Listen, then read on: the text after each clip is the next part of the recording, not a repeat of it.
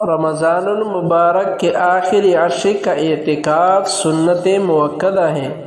حضرت عبداللہ ابن عمر رضی اللہ عنہما سے روایت ہے کہ رسول اللہ صلی اللہ علیہ وآلہ وسلم رمضان المبارک کے آخری عشر میں اعتکاف فرمایا کرتے تھے۔ حضرت عائشہ رضی اللہ عنہا فرماتی ہیں کہ آپ صلی اللہ علیہ وآلہ وسلم رمضان المبارک کے آخری عشر کا اعتکاف فرماتے تھے، یہاں تک کہ آپ اس دنیا سے پردہ فرما گئے۔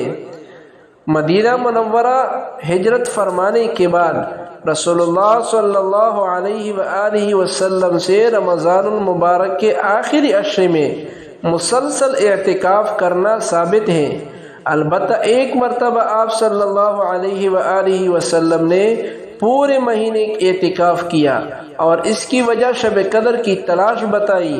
اس کے علاوہ عمومی معمول آخری عشر کا اعتکاف کرنے کا تھا، تاہم سن 8 ہجری میں چونکہ فتح مکہ مکرمہ کی وجہ سے آپ صلی اللہ علیہ وآلہ وسلم نے اعتکاف نہیں کیا، لہٰذا وفات سے پہلے سال آپ صلی اللہ علیہ وآلہ وسلم نے رمضان المبارک میں 20 دن اعتکاف فرمایا۔ مردوں کے مسنون اعتکاف کے لیے مسجد ہونا شرط ہے۔ مردوں کے لیے گھر میں اعتکاف کرنا جائز نہیں، جبکہ عورت گھر میں اعتکاف کرے گی۔